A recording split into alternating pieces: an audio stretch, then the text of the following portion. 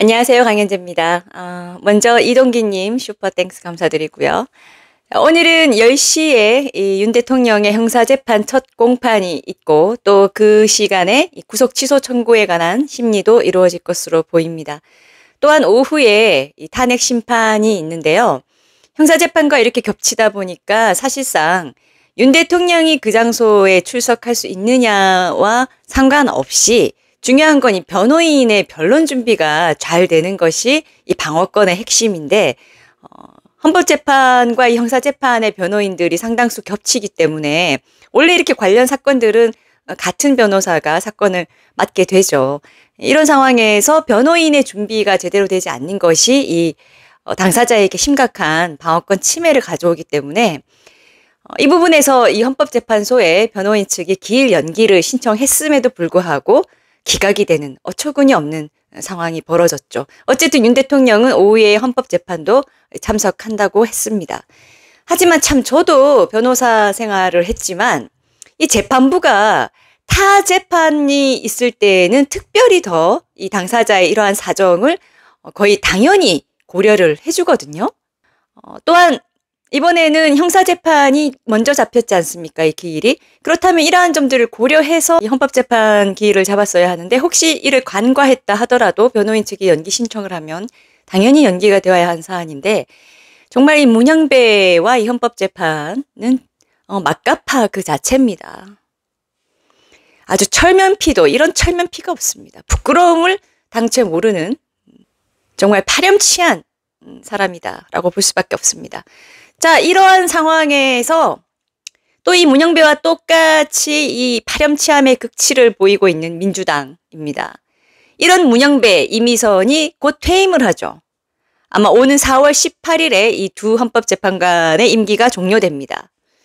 따라서 이 더불어민주당이 이들의 임기가 종료되지 못하도록 하려고 헌법재판관 임기가 만료되더라도 후임자가 임명되지 않으면 기존 재판관의 임기를 자동으로 연장하는 법안을 발의했습니다. 이 복기왕이라는 민주당 의원이 발의했을 뿐만 아니라 그 이전에도 윤 대통령의 이 계엄이 있은 이후에 김현정 민주당 의원도 지난해 12월에 이 법안을 발의했었고 이 법안이 좀 더 빨리 진행이 됐기 때문에 현재 국회 법사위에 해부돼서 심사를 받고 있는 상황이라고 합니다. 지금 이 김 의원이 발의한 법안에는 3만 1,000개의 반대 의견이 달렸고 이 복 의원이 발의한 법안에는 15,000개의 반대 의견이 등록됐네요. 이 법안이 통과되면 4월 18일에 임기 만료를 두는 문영배, 이미선 이 두 사람이 가장 먼저 그 수혜를 받아서 임기가 자동 연장이 됩니다. 자, 여기에 대해서 국민의힘 관계자는 헌법재판소도 지금 초법적 재판을 하고 있는데 민주당이 초법에 초법을 얻는 꼴이라면서 헌법상 정해져 있는 헌법재판관 임기 6년이죠. 이것을 법으로 개정하는 게 말이 되느냐. 문영배 권한대행이 형사소송법을 준용해야 한다는 규정도 지키지 않으면서 마음대로 탄핵 심판을 진행하는 것과 똑같은 인식이다. 민주당이 꼼수를 부려가며 탄핵 심판 앞당기기에 혈안이 돼서 천지분간을 못하고 있다라고 비판했습니다. 사법부가 작용화됐을 때 사법부의 이 좌파 성향의 인사들이 대거 판사로 법복을 입게 됐을 때 대한민국이 어떻게 망가질 수 있는가. 또한 대한민국까지 가기도 전에 이 사법부 자체가 얼마나 국민 앞에 처참하게 무너질 수 있는가를 역사에 반드시 기록해야 하고 첫 번째로는 우리 사법부 자체가 이러한 문제점에 대해서 정말 큰 경각심을 느끼고 정교한 시스템을 마련하여 이런 일이 계속 또는 반복적으로 절대 생기지 않도록 법관 인사에 있어서 분명히 이 부분이 고려돼야 한다고 생각합니다. 한편 이 멸망으로 스스로 기어들어가고 있는 이 파렴치한 문영배와 민주당의 뒤를 이어서 또 한 사람 파렴치하다 못해 이 배신의 아이콘이 된 한동훈 얘기를 하지 않을 수가 없네요. 한동훈이 국민이 먼저입니다라는 책을 출판할 예정이라고 하는데요. 국민이 먼저입니다가 아니죠. 탄핵이 먼저였죠. 그리고 배신이 먼저죠. 한동훈의 책 이름은 탄핵이 먼저입니다. 내지는 배신이 먼저입니다라고 우리가 바꿔서 불러야 합니다. 그런데 이 책을 출간하는 과정이나 계기도 참 정말 배신자스럽습니다. 이 한동훈의 책을 출간하는 출판사가 애당초 맥락청의 창비, 창작과 비평 들어보셨을 겁니다. 그 뒤를 잇는 좌파 성향의 출판사와 손을 잡고 책을 출간한 예정인 것으로 알려졌는데요. 이 출판은 메디치 미디어가 맡고 있습니다. 이 메디치 미디어가 보니까 17년간 좌파 이념을 설파하는 책들은 물론이고 좌파 진영 핵심 인사들의 책을 주로 두루 펴내 좌파 담론의 산실 역할을 하고 있다는 평가를 받고 있는 출판사입니다. 뭐 두말할 것 없이 이 출판사가 주로 출간한 정치 관련 책 제목을 보면 알 수 있죠. 유신, 사무라이 박정희, 유신 그리고 유신, 야수의 연대기, 나는 북한 최초의 미국인 유학생입니다. 김경수 댓글 조작, 뒤집힌 진실, 승부사 문재인, 그리고 또 이 최근에는 조국 전 법무부 장관을 대변하는 두 권의 책인 조국 그리고 민정수석실, 조국 오디세이 뭐 이런 것들을 연이어 출판한 출판사입니다. 이 메디치 미디어는 좌파 진영에서 인기가 있는 이유가 출판뿐만 아니라 뭐 온라인 매체 여러 가지를 가지고 있고 또 유튜브 채널 메디치 미디어 운영 중이고 정기적으로 메디치 포럼을 개최하는 등 이 좌파 진영에서는 대단히 영향력 있는 플랫폼과 이 미디어를 가지고 있는 것으로 평가되고 있습니다. 그러면서 이러한 모든 것들을 통해서 자신들이 추구하는 이 좌파 이념을 전파하는 것을 목적으로 하는 그런 출판사입니다. 당초 한동훈이라는 인물은 그 인물 자체도 지금 존재 가치가 없거나 부정당하고 있는 상황인데 거기다 꿈틀꿈틀대면서 책을 출간한다고 해서 또 국민의 분노를 샀죠. 지금 그럴 때냐? 혼자서 장난하고 있느냐? 그런데 또 이 책을 출간하는 업체가 참 좌파 포럼의 상징으로 여겨져 있는 그런 출판사와 손잡고 출판을 한다는 겁니다. 자, 여기에 대해서 이 언론은 비판하고 있죠. 한 전 대표는 중도층 민심을 공략한다는 명목으로 좌클릭 전략을 내세우다 끝내 대통령실과 각을 좁히지 못하고 야인이 됐다. 그가 어떤 철학과 전략을 들고 돌아올지 몰라도 적어도 기존 보수 우파와 결을 달리할 것은 자명해 보인다.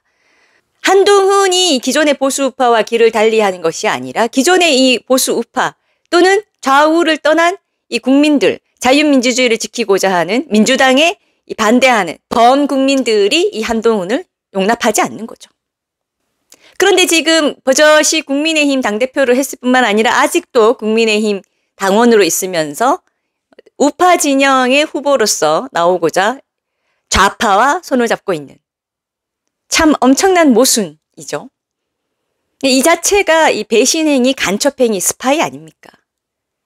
간첩이란 게 뭡니까? 자신의 이념과 사실 내부적으로 들어봤을 때 더 가까운 사람들은 좌파이면서 자신의 몸을 우파에 담궈놓고 우파를 완전히 분해하는 결국 윤석열 대통령을 탄핵 보낸 역할을 하지 않았습니까? 그렇게 범국민의 분노를 산 배신자로 낙인이 확실히 찍혔으면서도 조용히 자숙하기는커녕 사라지기는커녕 스스로 꿈틀대고 나오고 있는데 끝까지 이 우파를 그리고 윤석열 대통령을 지지하는 이 자유대한민국 애국 국민들을 해치기 위해서 기어 나오는 것인데 그러면서 역시나 이 좌파와 은밀하게 끈끈하게 손을 잡고 있는 모습이죠.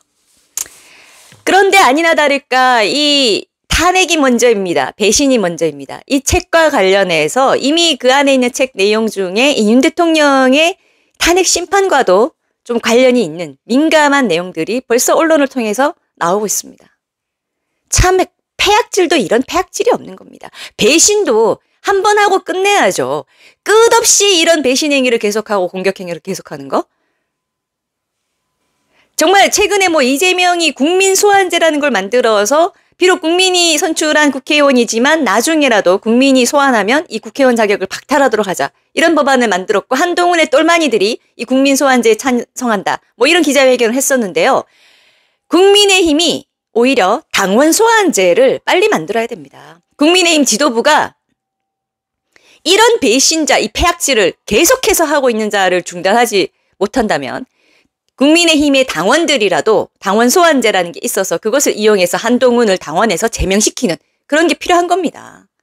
정말 국민의힘의 이 나라 사랑하는 마음과 이 우파의 이념이 확고한 사람이 있다면 이런 일들을 좀 긴밀하게 내부적으로 계획을 짜고 좀 실현을 해서 하나씩 하나씩 뭔가 해결책과 실질적인 돌파구를 좀 찾아 나가는 그런 것들이 지금 반드시 필요한데 너무나 안타깝습니다. 참 이래서 인사가 만사라는 말이 100번 맞는 말인 겁니다. 법무부 장관 대행을 하는 법무부 차관이란 자도 보십시오. 국회 대정부 질문에 나와서 하는 걸 보면은 눈 동글동글하게 뜨고 서가지고는 아니 어디서 저런 민주당 출신이 나와서 지금 민주당을 대변하고 있나 싶을 정도로 정말 울화가 치미는 그런 말들을 쏟아내고 있는데 지금 윤 대통령 정부 하에서 정부 인사 뭐 한덕수 국무총리 뭐 최상목 말할 것도 없고요. 국민의힘 안에서 이 배신자들 말할 것도 없고 정말 우파 진영부터 대청소가 되지 않으면은 그래서 지금 민주당에서는 무슨 터무니없게 김문수 장관을 그군이 어쩌니 이런 말들을 하고 국민의힘 안에서도 김문수 장관을 자신들이 우파가 아니니까 김문수 장관을 보면서 이제 껄끄러워하고 그구다 이런 식으로 이제 비아냥거리려는 사람들이 있는 것 같은데 김문수 장관의 신념과 소신과 행동이 정상이죠. 정상적이고 정말 정통 보수다운 모습인 거죠. 그런 인물들이 별로 없는 것이 작금의 이 참혹한 사태의 원인입니다. 오늘 윤 대통령이 중요한 재판을 여러 앞두고 있는데요. 어쨌든 가장 중요한 것은 탄핵 심판인데 저는 이 문영배가 그리고 민주당이 윤 대통령을 탄핵 인용으로 보내기 위해서 사실 지금보다 더 극렬하게 더 심하게 정말 국민이 모두가 들고 일어나서 손가락질 할 수밖에 없는 그런 어떤 최악의 수단까지도 더 많이 하기를 원합니다. 더러운 본성을 여지없이 다 드러내면서 죽기 살기로 윤 대통령을 탄핵 보내려고 할 때 우리 국민이 나서서 윤 대통령을 지켜줄 뿐만 아니라 이 헌법재판관 중에서도 상식과 중립의 입장에 서 있는 재판관들이 있기 때문에 이들이 자신의 신념과 이 헌법적 판단과 양심적 판단에 따라 표결을 할 수 있게 만드는 오히려 힘이 되지 않을까 이런 생각을 해봅니다. 구독과 좋아요 부탁드릴게요. 또 만나요.